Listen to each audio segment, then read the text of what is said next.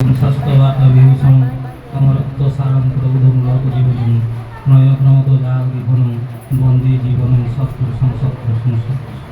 শ্রী ঠাকুর মোর কোটি কোটি প্রণাম জগজগ লক্ষ্মীনাথ কোটি কোটি প্রণাম পরম পুষ্পাদ শ্রী বলরাম কোটি কোটি প্রণাম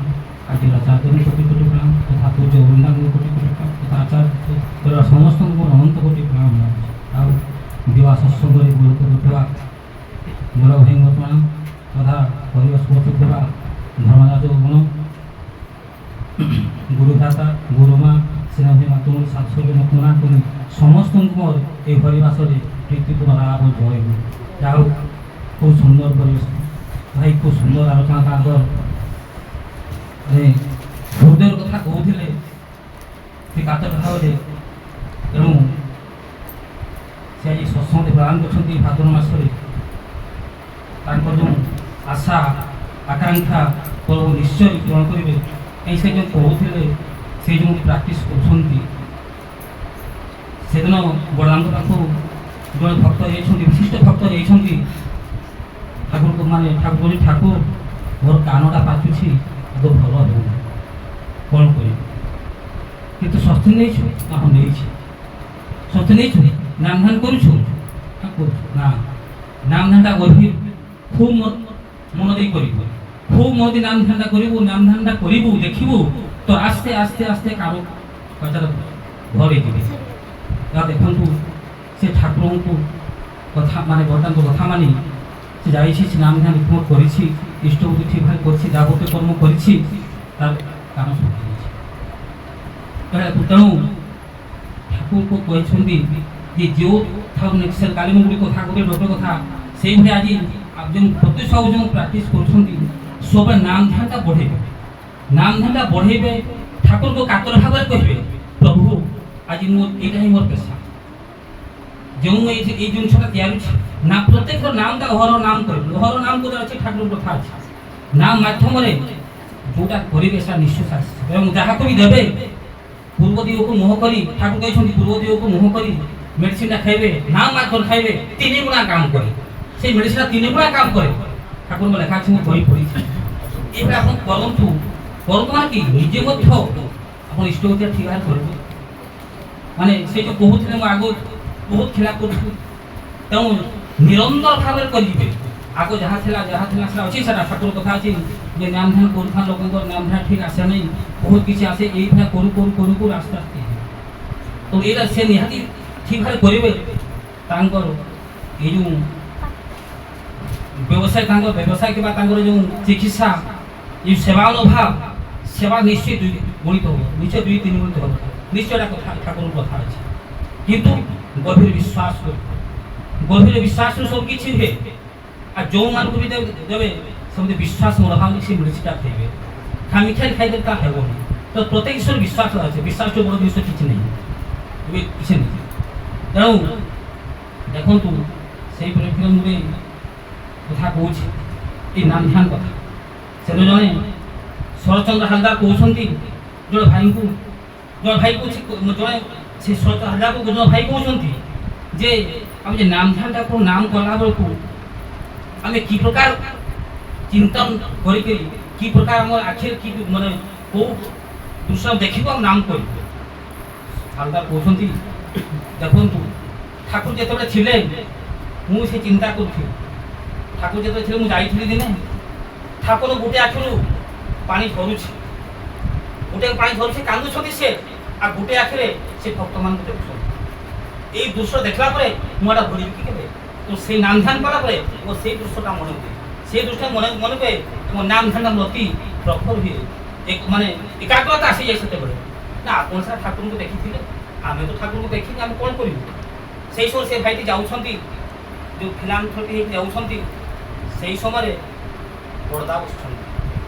ବଡ଼ଦାଙ୍କୁ ସେଇଭଳିଆ ସେ ଗୋଟେ ଆଖିରେ ସେ ଲତକୁ ଝରୁଛି ଆଉ ଗୋଟେ ଆଖିରେ ଝିଅ ଯେଉଁ ଗୋଟେ ଗୀତ ଗାଉଛି তো মা যখন গীত গাଉଛି সেই গীতটাକୁ ସେ ଶୁଣୁଛନ୍ତି ଏକଲ କହିଲେ ମରା ଉତ୍ତର ପାଇ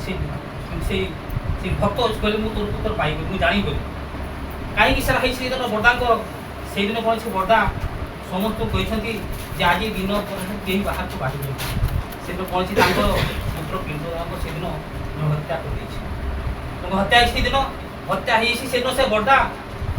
ଅତି ଦୁଃଖରେ ନିର୍ବାହ ହୋଇ ପଡ଼ିଛନ୍ତି। ଶ୍ମଶାନକୁ ନିଆଯିବ ସବୁ ବ୍ୟବସ୍ଥା ଅଛନ୍ତି, ତଥାପି ସେ ନିରୁତ୍ସାହିତ ନ ହୋଇ ଭକ୍ତ ମହଲ ଅଛନ୍ତି ଏବଂ ସେଇ ଗୋଟିଏ ଆଖରେ କାନ୍ଦୁଛନ୍ତି, ବ୍ରତକ ବହୁଛି ଏବଂ ଜଣେ ମା ଜଣେ ଝିଅ ଜଣେ ମା ଜଣେ ଗୀତ ଗାଉଛି, ସେ ଗୀତଟାକୁ ସେ ଏକରେ ଶୁଣୁଛନ୍ତି। ଚିନ୍ତା କର ଏଇଭଳି ଯୁଦ୍ଧ ଯଦି ଆମେ ଯଦି ଦେଖିବା ମନେ ପଡ଼ିବା ସମ୍ମୁଖରେ ତା ନ୍ୟାୟଧନଟା କାହିଁକି ଆପଣ ମନେ ପଡ଼ିବନି? ନ୍ୟାୟଧନ କାହିଁକି ଆସିବନି? ଏ କଲର ନ୍ୟାୟଧନ ଆସିବ ଏକାଗ୍ର। ଯେଉଁମାନେ ବି ଆଶ୍ରମ ତେଣୁକୁ କୁହାଯାଇଛି ଆଶ୍ରମ ମାଟି ମାଡ଼ିବା ଦରକାର। ବର୍ଷରେ ଥରେ ଦୁଇଥର ଯେଉଁମାନେ ହୟତ ଆମେ ପରିମାଣ 3 ମାସ ଅଛନ୍ତି, ଯେଉଁମାନେ ଭକ୍ତ ସାଧାରଣ କିନ୍ତୁ ବର୍ଷ ଥରେ ନିହାତି ଯିବା ଉଚିତ। କାହିଁକି ଆଶ୍ରମ ମାଟି ମାଡ଼ିଲେ ପବିତ୍ରତା ଆସିଯାଏ, ଚାର୍ଜ ଆସିଯାଏ, ଗୋଡ଼ରୁ ପାଦରୁ ମୁଣ୍ଡ ଚାର୍ଜ ଆସିଯାଏ। ମୁଁ ଗୋଟେ ଅନୁଭୂତି ଅଛି, ଅନୁଭୂତି ଅଛି ଆଜ୍ଞା। ମୁଁ ତ କିଛି ଜାଣିନଥିଲି, ମୁଁ ତ କିଛି କଥା କହିପାରୁନି, ବିଶ୍ୱାସ କରୁନି। ଭାଇ ମୋ ଗଲ ଜାଣିଛନ୍ତି ଜାଣିପାର ମତେ କରାନ୍ତି ନା ଆଖିରେ ଜାଣିପାରନ୍ତି, ଏମିତି କିଛି କହିପାରେନି। ଆଜି ସେଇ ଆଶୀର୍ବାଦରୁ ତାଙ୍କ କଥା ସମସ୍ତ ଠାକୁରଙ୍କର ଆଶୀର୍ବାଦ ଏବଂ ଭାଇମାନଙ୍କର ଚେଷ୍ଟା ମୁଁ ଟିକେ ଆଜି କହିପାରୁଛି, ଟିକେ କହିପାରୁଛି ଆଜ୍ଞା। ମୋର ମନ କଥା, ମୋର ଅନୁଭୂତି କଥା, ଅନୁଭୂତି ତ ବହୁତ ପାଇଛି। ଭାଇମାନେ କୁହନ୍ତି ଅନୁଭୂତି କଥା କହିବେ, ଅନୁଭୂତି କଥା କହିଲେ ସରିବ ନାହିଁ। କିନ୍ତୁ ଆଜି ଯେଉଁ ପ୍ରତିଷ୍ଠା ଯେଉଁ ଆକୁଳ ଭାବରେ ଏ ସତ୍ସଙ୍ଗଟି ନିବେଦନ କରିଛନ୍ତି, ତାର ମନର ଯେଉଁ ସେ ମନୋଭରି କଥା ସେ କହିଛନ୍ତି, ତେଣୁ ପ୍ରଭୁଙ୍କୁ ସେ ଖୁବ ଭାବରେ ଆକୁଳ ଭାବରେ ମାନେ ବହୁତ କାନ୍ଦି ଅଛି ଅତି ଦୁଃଖରେ। ଏଇଟା ପ୍ରଭୁ ତାକୁ ଶୁଣନ୍ତି, ଏଇଟା ତାକୁ ଶୁଣି ମୁଁ ବହି ପଢ଼ିଛି, ବହୁତ ଉଦାହରଣ ଅଛି ଏଭଳିଆ କଥା। ତେଣୁ ଜଣେ ଆଉ ଟିକେ କହୁଛି, ଜଣେ ମା ଜଣେ କହୁଛି ଠାକୁର ମୋର ବହୁତ ଦଶା ଅଛି। ଯେ କହୁଥିଲେ ଶନି ଦଶା ଖାଇ କହୁଥିଲେ, ମୋ ଶନି ଦଶା ବହୁତ ଦୀର୍ଘ ଏତେ ବର୍ଷ ହେଲା, ଶନି ଦଶା ସବୁ କଟିଲେ। ଦୀକ୍ଷା ନେଇଛୁ ମା, ଦୀକ୍ଷା ନେଇଛୁ, ମୋତେ ଟିକେ ଫୁଲ ଦେଇପାରିବୁନି ଆଉ ଜଳ ଟିକେ ଦେଇପାରିବୁ ନାହିଁ। ମୋତେ ସକାଳେ ଯେଉଁ ଫୁଲ ଟିକେ ଦେବୁ, ଜଳ ଟିକେ ଦେବୁ, ମୁଁ କିଛି ମାଗେ ନାହିଁ। ଏବଂ ସେଇ ଜଳଟା ତୁ ସନ୍ଧ୍ୟାବେଳେ ଉଠିଲେ ସେଇ ପାଣିଟା ପିଇଦେବୁ, ସେଇ ପାଣିଟା ପିଇବୁ। ଏଇଟା ନିରନ୍ତର ଭାବେ ଦିନ ଦୁଇଟା ହେବନି, ଯେତେ ଜୀବନ ଅଛି, ଜୀବନ ଯେତେ ଅଛି ନିରନ୍ତର ଭାବେ ଏହା ତୁ କରୁଥିବୁ। ମୋତେ ସେ ଫୁଲ ଟିକେ ଦେବୁ, ଭକ୍ତି ଭାର ଦେବୁ। ଅଛି ଠାକୁର କଥା ଅଛି ଯେ ମୁଁ ଠାକୁର ସେ ଭାବନା ହିଁ ରୁହନ୍ତି, ଭାବନା ଶୁଦ୍ଧ ହେବା ଦରକାର। ଖାଲି ଭାବନା ଏମିତି ହେଲେ ଖାଲି ଆମ ଉପରେ ଭାବ ହେଲେ ହେବନି, ଭାବନା ଶୁଦ୍ଧ ହେବା ଦରକାର। ସେ ଶୁଦ୍ଧ ଭାବଟା ଯଦି ଆମେ ଦେବା, ଠାକୁର ସେ ଗ୍ରହଣ କରନ୍ତି ସେବା। ତେଣୁ ଆସନ୍ତୁ ଆଜି ଏଇ ଯେଉଁ ସତ୍ସଙ୍ଗଟି ଆଜି ଦେଇଛନ୍ତି, ନୂଆ ସତ୍ସଙ୍ଗ ମାନେ ମୁଁ ଚିନ୍ତା କରୁଛି ବହୁତ ଭାବର ସହିତ ଦେଇଛନ୍ତି। ତାଙ୍କର ଯେଉଁ ଆକୁଳ ପ୍ରାର୍ଥନା ନିଶ୍ଚିତ ଠାକୁର ଶୁଣିଲେ। ଓ ମାଟି ମୁଁ କାଲି ଯେତେବେଳେ ଫୋନ୍ କଲେ ମୋତେ ମୋ ଘରେ କହୁଛନ୍ତି କିଏ ଫୋନ୍ କରିଥିଲେ, ତେଣୁ ଏ ଭାଇଙ୍କର ମାଆଙ୍କ କଥା ମୁଁ କହୁଛି, ମୋ ବିଶେଷ କହୁଛି ବହୁତ ଇଷ୍ଟପ୍ରାଣ ବହୁ ଯେଉଁଠି ସତ୍ସଙ୍ଗ ହେଉଛି ସେମାନେ ଯାଉଛନ୍ତି, ସବୁ ଜଗାଡ଼ ଯନ୍ତ୍ର ନେଇକି ଯାଉଛନ୍ତି। ପ୍ରଭୁକୁ ନିଶ୍ଚିତ ତାଙ୍କ ତାକୁ ନିହାତି ଶୁଣିବେ। କାହିଁ ସେଇ ଅଞ୍ଚଳର ମାନେ ଅସଲ ପବିତ୍ର ହେଲେ ମାନେ ଜଣେ ଗୁରୁ ବୈଶିଷ୍ୟ କହୁଛନ୍ତି, ସମସ୍ତଙ୍କୁ ସେ ଉଦ୍ବୋଧନ କରୁଛନ୍ତି, ସମସ୍ତେ ଲାଇନ୍କୁ ଆସୁଛନ୍ତି। ତେଣୁ ଆଜି ଦେଖନ୍ତୁ ଯିଏ ଯେତେବେଳେ ଦେଖନ୍ତୁ ଆଜି ଯଦି ଚିତ ହୋଇ ଫୋନ୍ କଲେ, ତେଣୁ ଆପଣମାନେ ଯେଉଁ ଫୋନ୍ଟା କଲେ, ଯେଉଁ ଆମେ ମନରେ ଆମର ଯେଉଁ ଆକୃତ ଖୁସିଟା ଆସେ, ସେଇ ଖୁସିଟା ହିଁ ଆସିବା, ସେଇଟା ହିଁ ମଙ୍ଗଳ। ତେଣୁ ସେଥିପାଇଁ କହିବାର ଯେଉଁ ସତ୍ସଙ୍ଗଟି କରିବେ, ଗୁରୁ ଭାଇଙ୍କୁ ଟିକେ ଜଣେଇବେ, ଦେଖିବେ ଯେଉଁ ଖୁସିରେ ସେଇଟା ହିଁ ମଙ୍ଗଳ, ସେଇଟା ବହୁତ ମଙ୍ଗଳ। ତେଣୁ ମୁଁ ଆଉ ବିଶେଷ କିଛି କହୁନି, ଭାଇମାନେ ଅଛନ୍ତି କହିବେ। କାହିଁକି ଏ ଯେଉଁ ଶେଷରେ ସେଇ ପ୍ରତିଷ୍ଠାଙ୍କର ବ୍ୟକ୍ତି ଦାମ୍ପତ୍ୟ ପରିବାର ସମାଜ ରାଷ୍ଟ୍ର ଜୀବନ ଏବଂ ତାର ସେବା ମନୋଭାବଟା ଉଦ୍ଦୀପ୍ତ ଉଠୁ ମୁଁ ପ୍ରଭୁଙ୍କୁ ପ୍ରାର୍ଥନା କରେ। ଏବଂ ହରିବାସ ଥିବା ସମସ୍ତ ଗୁରୁ ଭାଇ ମା ମାନଙ୍କର ସାର୍ବିକ ମଙ୍ଗଳ ପାଇଁ ପ୍ରଭୁଙ୍କ ମୁଁ ପ୍ରାର୍ଥନା ଜଣାଇ